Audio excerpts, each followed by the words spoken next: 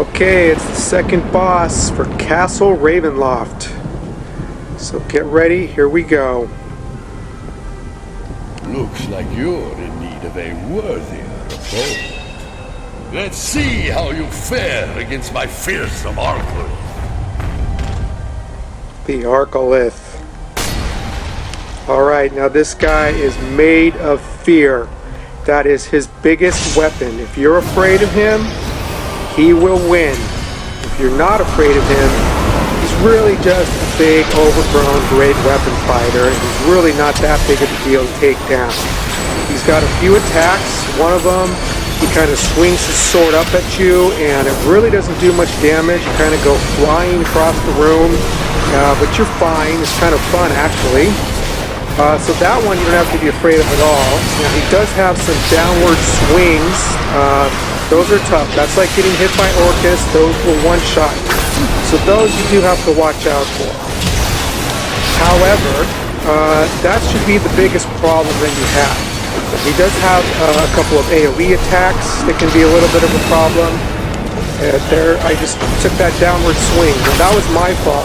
I should not have been in front of him. So what you need to do here is everybody needs to get around in a circle and just execute this guy. That's all you have to do. You shouldn't do anything else.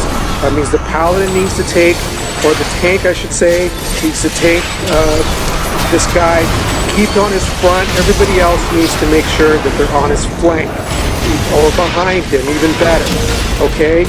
If you can just keep away from his big sword hand, you'll be fine. Everybody gets around in a circle, you've got a combat advantage, and you DPS down this guy to nothing.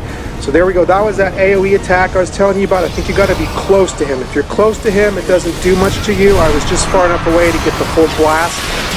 And also he's got these red circles he can put down sometimes too.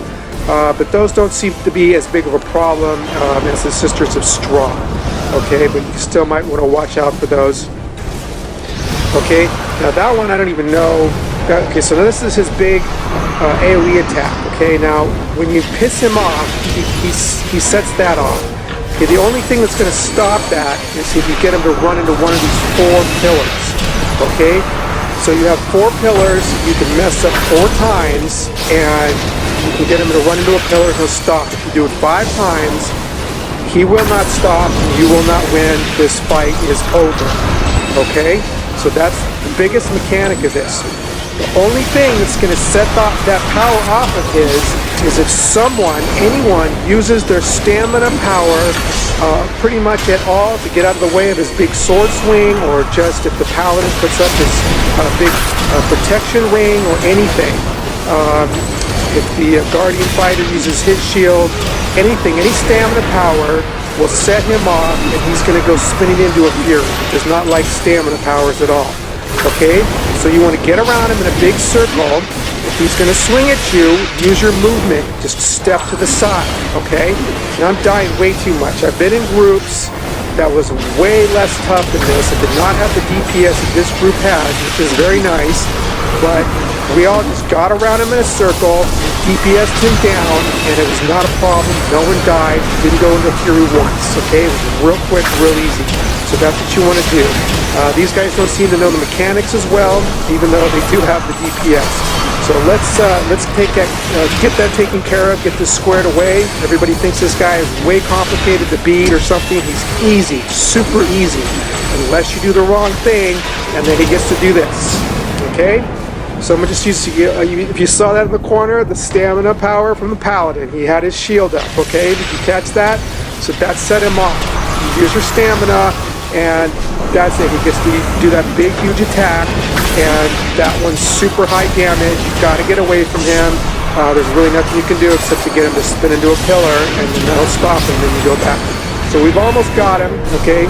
Luckily, this is the fight where everything seems to go wrong and we still manage to win. So that's why I wanted to show this one, because we get to actually beat him, and we get to go over a lot of things that can go wrong in this fight. Okay, so we set him off again.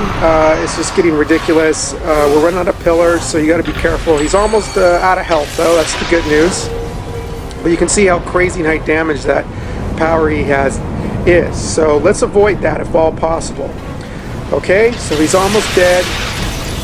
Just a little bit more and we'll have it done. And I think we're almost out of pillars, so hopefully nobody sets them off again.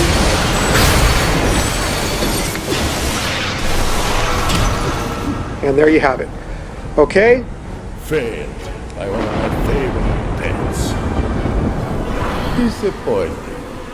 But I have no use for you now. So you just pissed Strahd off. You took out his pet. And that's that. Okay, so now you're going to be off and running again. And I'm just going to go over one other thing real quick.